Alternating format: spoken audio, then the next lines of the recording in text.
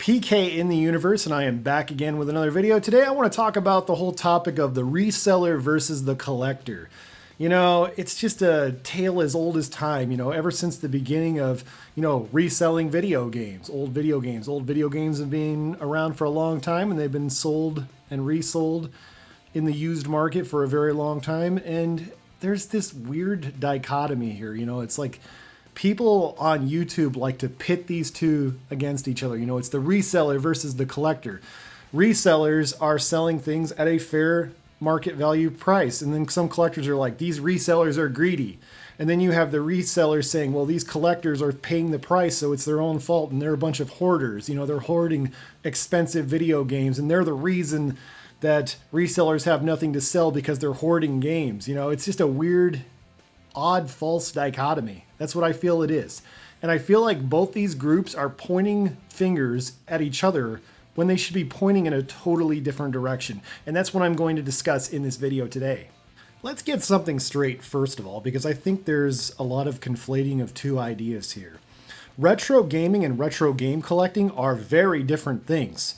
For example, somebody who plays on nothing but emulators could still be called a retro gamer, or only plays on modern consoles but plays classic games that are a callback. It could be indie games, that have a retro aesthetic, or it could simply be, old collections like the Disney Afternoon collection on PS4.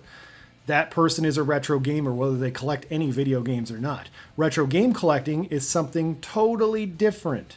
Retro game collecting is about picking up games to play in physical form, that are from a different time, from a more vintage time. That is retro gaming. I guess you could say, well, if you're buying, retro or old school looking games, that would also be retro gaming as well. It's about buying physical items typically, or, so there's a difference between retro collecting and retro gaming. And I think that's a distinction that gets blurred quite often. Here's something I don't see a lot of YouTubers talking about.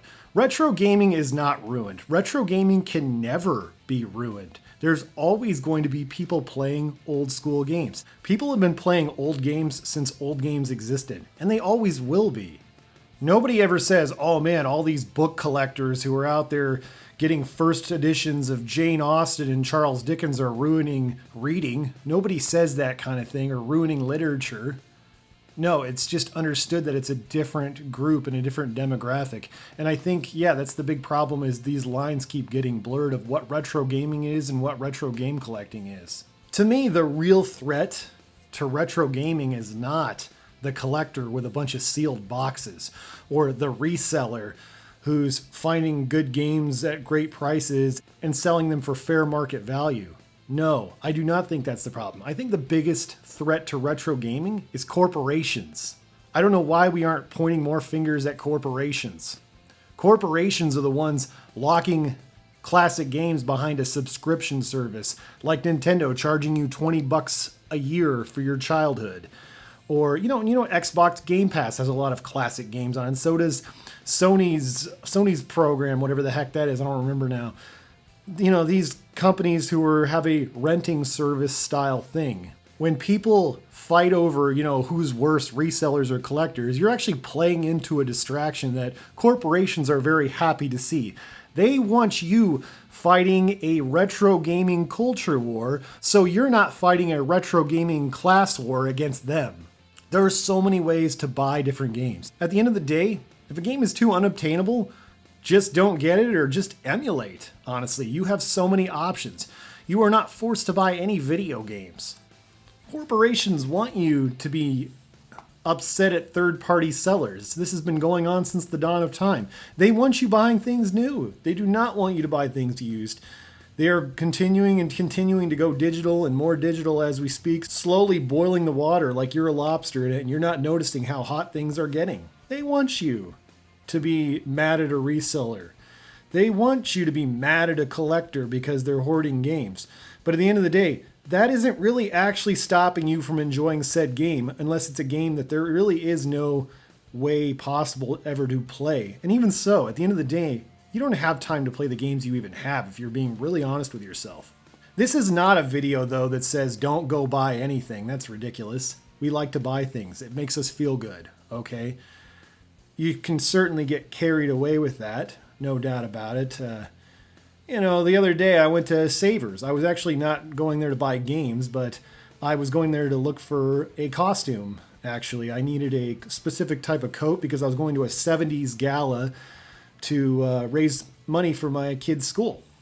And, we bid on auctions and stuff like that, and I bought tickets to this thing, so I needed a dress like I was from the 1970s. And that was a fun time, I talked to other adults about stuff, and that wasn't even video game related. It was great. So there was somebody over there, and they were, basically, you can tell they got there right at 10 o'clock, and they had scooped up a bunch of video games. And there was a time many years ago, where I would be like, these darn resellers, I wanted to get those games. But at the end of the day, I thought to myself, I should be thanking them. I should be thanking them for buying something that I shouldn't be buying to begin with, because I don't have the time. I don't have the time to play most of the games I have anyways. It's like, yeah, going to the thrift store, it's cool. Especially if you find something you really want. I mean, genuinely want. So many people think I'm going to buy that because it's cheap. I don't buy stuff just because it's cheap. I buy it knowing full well I'm going to play it right that moment I get it. That's how I try to do things in life. And yeah, I just think at the end of the day, people buy video games. People resell video games. These two things are not inherently evil in either way. Sure, if you take either one to the most extreme conclusion, like you take the reseller who is overcharging for stuff well above market value, and is clearly greedy and thinks their stuff is worth a lot more than it is. Yeah, obviously that's an extreme thing and is bad, but it's probably not the case in most situations. Then you have the collector who buys everything and anything and can't stop buying things to the point of they're ruining their marriage and ruining their lives. Obviously that is an incredible extreme and is incredibly the minority of people who collect video games. Yes, either extreme, of course, is very bad. But these two extremes and the people in the middle are not the problem. Corporations are the problem. Corporations know they can exploit your nostalgia. They are doing this for the money. Now, don't get things twisted. I'm not saying buy nothing from Nintendo. At the end of the day, when we buy things from companies, I've said this before and I'll say it again, it's okay to give a company your money if they are providing you with a good service. But never give them your loyalty. They are not owed your money and they are not owed your loyalty. You buy what you want to buy, within reasonable means, of course, and you do what you want to do. The other day, I noticed that Breath of Fire 4 actually is now on GOG, which is pretty cool that GOG actually made that, and they made the PC version. Now, the PC version, I guess, had some problems. The original PC version even had problems, and it looks like they just fixed some of the problems, but they didn't fix everything. And you can play the English version or the Japanese version. And a lot of people say, oh, this is the version to get. But I'm like, I don't want to spend money on that because I bought it on PS3. And I'm never going to play the Japanese version, even if it is uncensored, because I don't read Japanese. So that's really no good for me. And I feel like, man, that's just not a good use of my money. But if I didn't have a PS3 and only had a PC, yeah, perhaps consider going with the GOG DRM free version if you want to actually buy it and not just emulate. So it's great that there are places where we can buy these digital games, but at the end of the day, we do have a lot of other options besides simply just buying games. And we still obviously all have a lot of games we probably have not played, and this isn't necessarily the priority. But the whole, it's collectors are the problem, resellers are the problem. No, I don't believe that. I don't agree with that at all. And I think corporations are the problem because they are elevating the good times when the good times aren't necessarily behind us. They're in front of us, whether we realize it or not. And that's a matter of your own personal state of mind. I understand people are struggling and they use nostalgia as kind of a drug, sort of. And I get where they're coming from because I've had moments where I felt like that. It's a great form of escapism. But man, Anyways, that's all the time I have for today. But I just wanted to do a quick little thoughts on that because I've been seeing that a lot in my feed about the collector versus reseller mentality. And I feel like it's kind of a waste of time. There's other good things in your life too that are happening right now. And it's important to not lose sight of that as well. So thank you guys so much for watching, and stay awesome in this universe.